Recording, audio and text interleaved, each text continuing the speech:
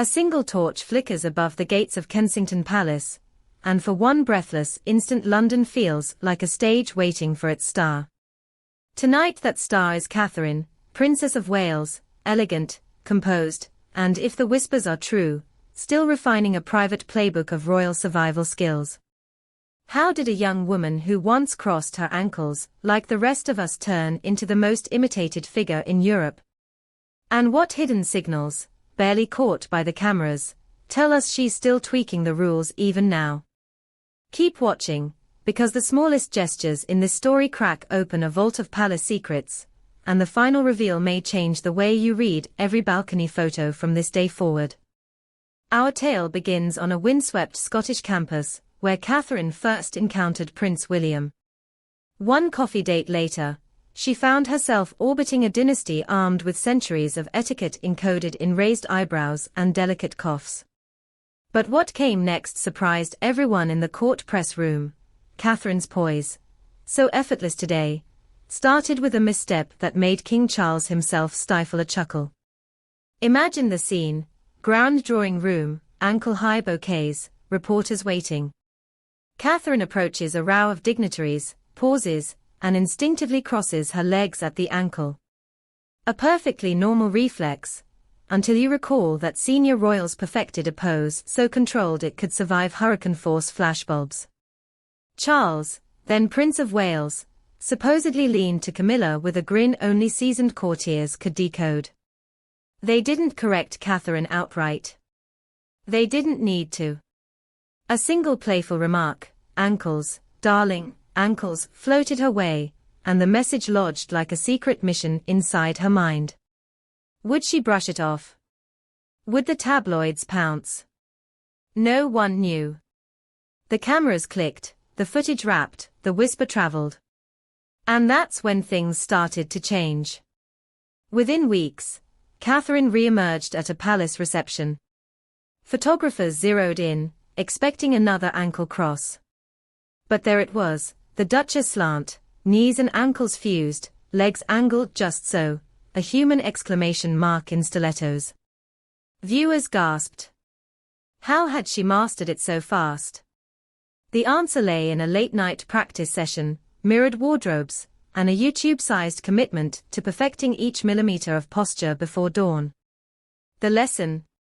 In the palace game, small corrections signal giant leaps, and Katherine had just proven she could pivot on a dime. Yet even as posture conquered headlines, a fresh challenge surfaced, one impossible to rehearse in front of a mirror. Katherine loves to talk, and not the polite, lovely weather, Your Majesty variety. She inquires about school subjects, pet diets, grandmother's favorite biscuits. The late Queen Elizabeth II, Queen of Precision Timing, once finished greeting a 100-yard line of well wishes while Katherine was still trading scone recipes halfway down the barricade. Back at the royal train, Her Majesty is rumored to have winked at aides. She's a fast learner, they'll adore her. But her watch may need tightening. The playful jab set palace wagers spinning. Could Katherine rein in her conversational superpower before it strained the meticulously choreographed schedule of global tours? The answer seemed to arrive in Leicester, on a day that carried more pressure than most Hollywood red carpets. William was overseas. Katherine was flying solo with the Queen. One misplaced minute, and she risked embarrassing not just herself, but the entire family. Courtiers timed her walkabout like a Formula One pit stop. 5 seconds per handshake. 10 for a bouquet. Then a grandmother pressed a bouquet into Katherine's arms and whispered, teary-eyed, "You've given me courage after chemo." Time froze, and so did the schedule.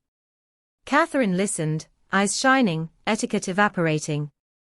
The Queen glided back, placed a gloved hand on Katherine's elbow, and murmured, "We'll carry her with us." No scolding. Instead, a tactical shift. Future schedules grew a built-in Katherine cushion, 5 extra minutes, every stop, because some moments are worth the delay. But the palace clock never fully surrenders. Fast forward to the Jordanian royal wedding, 2023. The desert heat is merciless, protocol hotter still. William stands by the exit, tie darkening with perspiration. Katherine is across the courtyard, lost in conversation with a group of teenage volunteers. A discreet signal, a hand to the cufflink, flies from William to his private secretary, then to Katherine's military-trained protection officer, who gently edges her toward the waiting motorcade. Paparazzi tongues wag. Are the future king and queen at odds? Hardly. They've become a double act, William the metronome, Katherine the melody. And the tension. Pure click magnet gold.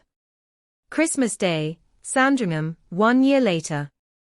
The family steps toward the crowd after church, Charlotte's velvet coat swishing against her knees.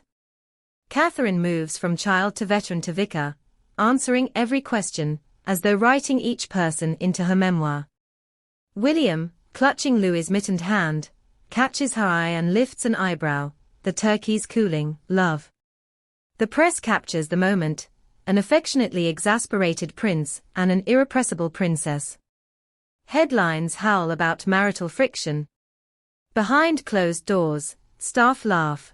Same old routine, new village green.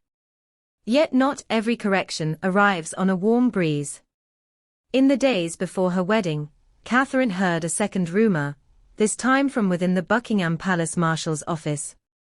The Queen, delighted by the grandeur of Westminster Abbey, was privately nervous about the carriage the newlyweds had chosen for their first ride as husband and wife. Elizabeth wanted them in a smaller open landau, the same type that had ferried her and Philip past cheering crowds in 1947. Tradition, continuity, symbolism.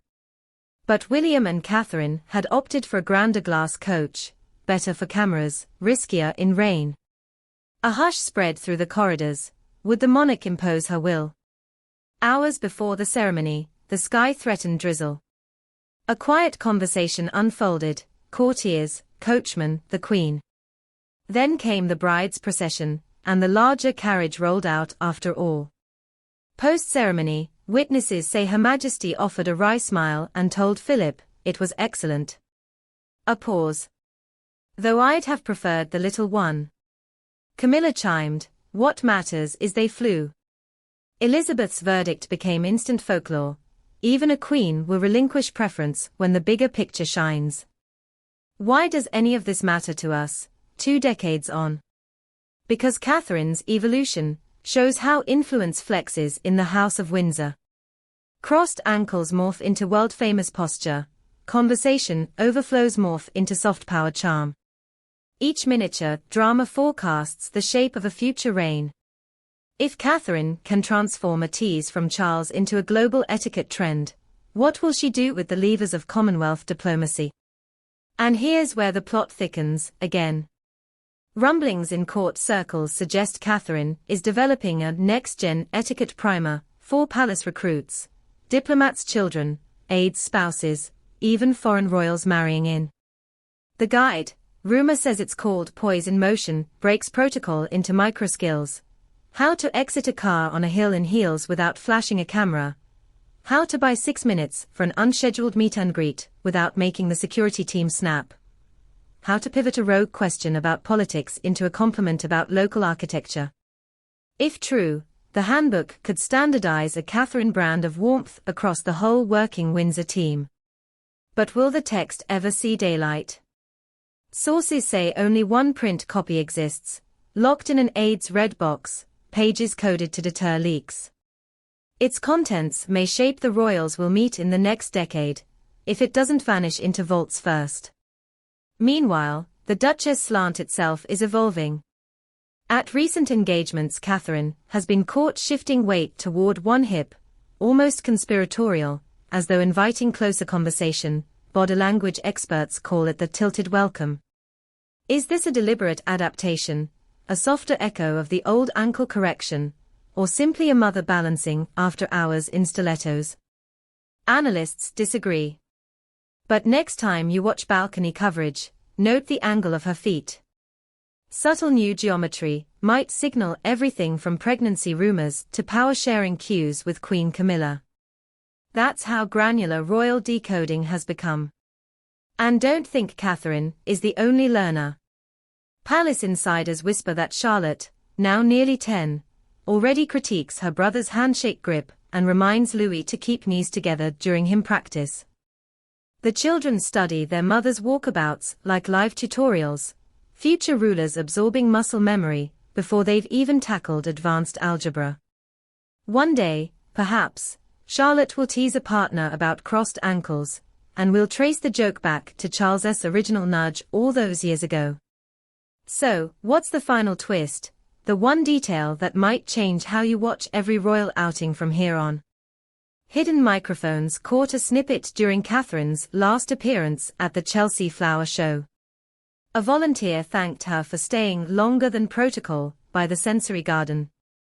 Katherine replied under her breath, "You can stretch the clock if you fill the moment."